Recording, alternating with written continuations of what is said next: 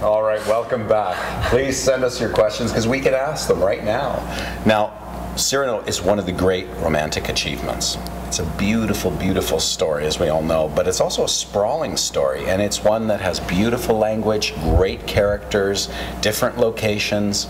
So on every level, for both the man playing Cyrano and also for the director who's tackling a piece like this, there's a lot of challenges there. Donna, when you approach a work, especially a work as sprawling and as challenging as this one, how do you begin? Well, I read the play, first of all, obviously, and I take it apart act by act. And so Cyrano has 5 acts. We actually will end up having 2 acts, where we have Act 1, 2, and 3, and then there's an interval, and then Act 4 and 5. Okay. And so I go act by act, and I start to look at the scope of each act and what's required. And this piece has, you know, a lot of fantastic sword fighting, and it has a lot of heroic behavior and songs and movement, but it also has very intimate, beautiful scenes in verse. So I then have to look at how to break down, how to rehearse a piece like that, and to give all these things all the extra time and detail that they all need. So yeah, I really have to take it apart piece by piece. Well, you're hitting on something that I guess not a lot of people know, which is the amount of time it takes to just to fight. You know, a couple of minutes of fighting on stage can take hours and hours and hours and hours. The songs, but also the intimate, you know, the acting scenes need exquisite detail if they're going to ring true. Exactly, and this piece is in verse. It is the Anthony Burgess translation, but I've drawn on that for inspiration, you know, but with the Rostand, I think that we're really hearing Rostand's voice, true voice in this piece, because I've allowed for a little bit more French in this piece to come out, and knowing, you know, that we have to keep the sense of the piece. So the sense, you know, is before or after the French, or we have an action to support that. But again, when we're rehearsing the piece, we have to pay attention to those scenes very carefully, and that we are getting the meaning of the scene. We're having fencing classes, singing classes, French classes, movement, sitting, bowing, scraping classes, and then sometimes what Donna's doing is bringing, you know, all 30-something of us and saying, okay, you're all going to end up here, move around, and then that all happens.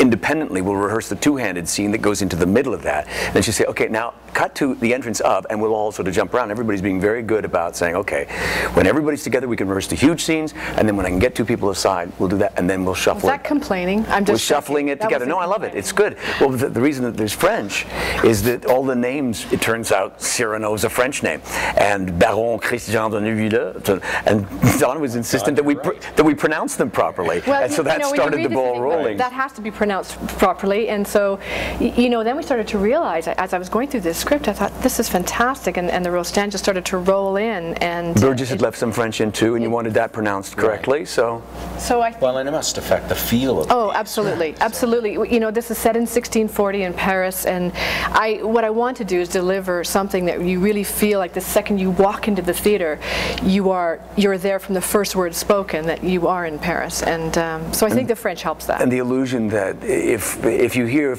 enough, you know, little tremulos of French, and then it goes into English seamlessly, it's still in French, and that I've heard that music. Okay, fine, and now we're convincingly in that world. And because Colm, obviously, I have a Cyrano that can speak both languages, and as we like to call it, our Fringlish, where we flip, you know, mid-sentence. It's exciting and a little daunting, but I think it's working. Now, is he directable? Oh, yes. Is that right? Yes.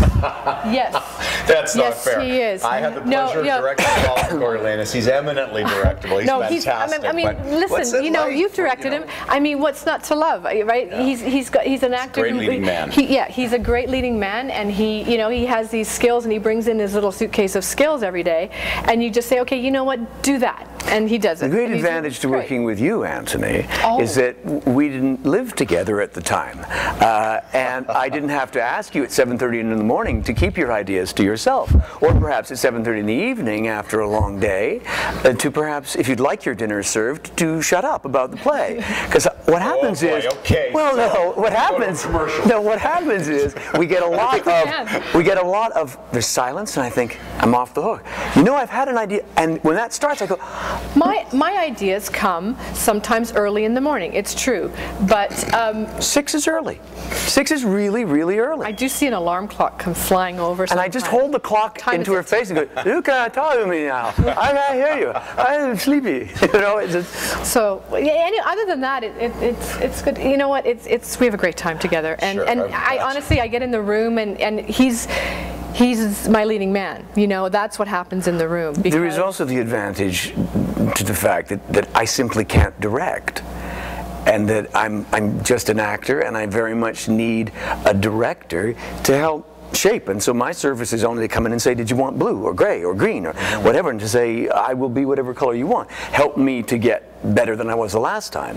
When I or start just talking different. about lighting cues and sound cues, I actually see the fingers go in the ears. Right. Blah, My blah, eyes glaze blah. over. I had a great idea. There'll be 16 of you, and you'll do this, and blah, blah. Like, I care. Am I in that scene? No. Well, it's true. You are very like, you're focused, and it's one of your great strengths is you know exactly what you want to do, and you find that very interesting, compelling, and that's what you're interested in, and that's refreshing, because we all know of actors who are busy, kind of doing everybody else's job but their own. But some people have a lot of talents and skill, and I have very limited talent, and at least I've recognized that early, and so that I see myself as a horse. I'm just in the stable. I'm one of the fast or strong horses in the stable, and if you can have use for that horse, then ride that horse. If you don't ride that horse well, you get knocked off. Man of limited talents. I'm going to give you a question now from one of our viewers that's going to put the lie to this. Colm, we hear you are a photographer too. Yes. Have you ever had a show of your work? I've never had a show, but I've been published. Globe and Mail, American Photo last year, I believe in February, had a series on actors taking pictures on sets, and they ran some of my stuff from a shoot I did in Rome on a Littman 45 single, which is one of my cameras, a big 4x5 sheet film camera made by Bill Littman in New York, and they printed about 4 or 5 of my Polaroids. They're online there somewhere, I'm sure to find. And the Globe and Mail did some of my Trudeau stuff, and every now and again, stuff gets out there. When did you start this? I picked up cameras to try and understand how movies were made and how lenses worked, and stuff I'd learned from the festival suddenly translated to what I was learning about cameras, because, as I've often said to young people, working here is the most three-dimensional space where alone an actor says, with Shakespeare's words or Rostands or Racine's or whoever's, that we tell the audience when it's the wide shot, when it's the medium, when it's the close-up, and when it's the extreme close-up. And it's the only place we have control on that stage. In film and television, we give over entirely to directors and editors and writers. And here, the collaboration is much more intimate. And so all of that stuff is, it's really back to just having the one talent. They all kind of work together. Do you take pictures of Donna? Do you allow him to take pictures of you? Sorry, am I blushing? If I have to, occasionally. Occasionally. He takes pictures of the kids, and Let's take art pictures. I've got a couple of fabulous pictures of you. Come on, that's not fair. Yeah, he does. Yeah, not that I can show anybody, but they're pretty good. All right, we're going to go back to that. And where's that commercial that we did?